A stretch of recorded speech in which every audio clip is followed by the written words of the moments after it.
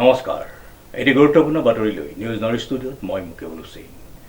Digital সংবাদ মাধ্যম জনতা live 24x7 উদ্যোগত অগ্ৰণী শিক্ষানুষ্ঠান পাঠশালাৰ সহযোগত বিশ্ববৰেণ্য শিল্পী সুধাকণ্ঠ ডক্টৰ ভূপেন হাজৰিকাদেৱৰ ৯৮ সংখ্যক জন্ম জয়ন্তীৰ লগত সংগতি ৰাখি অসম ভিত্তিত অসমীয়া গীতৰ আধাৰত সৃষ্টিশীল নৃত্য প্ৰতিযোগিতাখনি অসম সাহিত্য সভা ভৱনত অনুষ্ঠিত হৈ যায়।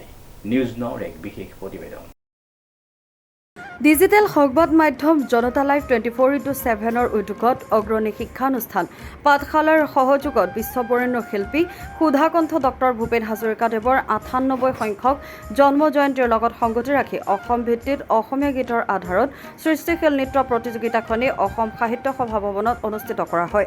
ডক্টৰ ভূপেন হাজৰিকা আৰু আম্বেদকাৰ প্ৰতিছবিত বন্তি প্ৰজ্বলন কৰে প্ৰাক্তন শিক্ষয়িত্ৰী দীপ্তি দাস, সমাজ সেৱিকা মামণি গোস্বামী, জোনা দত্তই।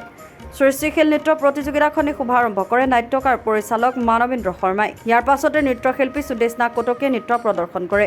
এই অনুষ্ঠানত মুখ্য অতিথি হিচাপে উপস্থিত থাকে সাহিত্যিক পেঞ্চনাৰ ডিম্বেশ্বৰী দাস, অনিমা ভৰালী, ৰূপা দাস, চম্পা বনিয়া, সুশান্ত দাস, প্ৰবীণ দাস, চিমি দাস আৰু ৰীতা দাস। উল্লেখ্য যে যোৱা 14 আগষ্টত দেশপ্ৰেমমূলক গীতৰ সৃষ্টিশীল নৃত্য প্ৰতিযোগিতাত বিজয়ী প্ৰতিযোগীসকলক পুৰস্কাৰ বিতৰণ কৰা হয়। বিজয়ী প্ৰতিযোগীসকল হৈছে নিম্ন শাখা প্ৰতীক্ষা ৰাণী বৰা, এঞ্জেলিনা হাজৰিকা, অমিষা ভৰালী আৰু উচ্চ শাখাৰ চিন্ময় বৰা, সংযুক্তা বৰুৱা, আয়ুক্ষা কন্দলী পাঠক আৰু অসমীয়া গীতৰ আধাৰত সৃষ্টিশীল নৃত্য প্ৰতিযোগিতাত বিজয়ীসকল হৈছে নিম্ন শাখাৰ এঞ্জেলিনা হাজৰিকা, প্ৰতীক্ষা ৰাণী বৰা, ৰাগিনী হাজৰিকা, উচ্চ শাখাত আয়ুক্ষা কন্দলী পাঠক, সংযুক্তা বৰুৱা, চিন্ময় বৰা।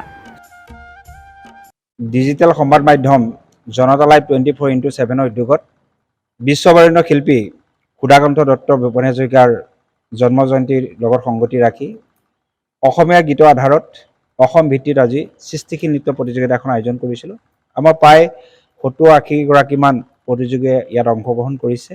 যিহেতু আজি বিভিন্ন জেগাত সুধাকণ্ঠ ভূপেন হাজৰিকাৰ জন্ম জয়ন্তী পালন কৰাৰ হেতুকে আমাৰ যিটো আশা কৰিছিলোঁ সেই প্ৰতিযোগিতা আমাৰ লগত যোগাযোগ কৰিছিল।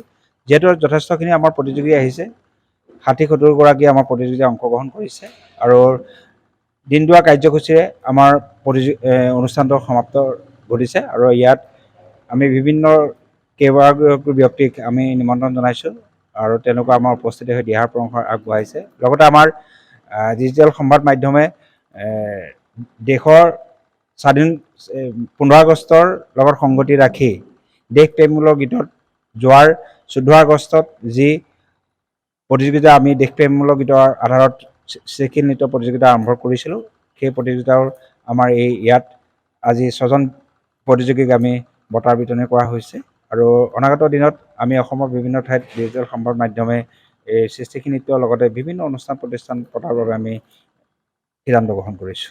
আমি এই সংবাদ মাধ্যমৰ যোগেদি আমি জনাব বিচাৰিছোঁ যে সুধাকণ্ঠ ভূপেন হাজৰিকাৰ দেৱে যি সৃষ্টিৰাজি, যদি আমি অসমীয়া সমাজে যদি আমি ঘৰে ঘৰে যদি আমি তেওঁৰ গীতৰ কালজয়ী বা নৃত্য বা নাট্য আকাৰে যদি আমি ভূপেন হাজৰিকাৰ গীতবোৰ আমি ৰাইজৰ মাজলৈ লৈ যাব পাৰোঁ, তেতিয়া আমাৰ উঠি অহা বহুত যুৱক যুৱতীয়ে ভাল এটা পদক্ষেপ গ্ৰহণ কৰিব বুলি আমি আশাবাদী। শ্ৰীমন্ত মাধৱ বৰুৱা ৰিপৰ্ট, যোৰহাট।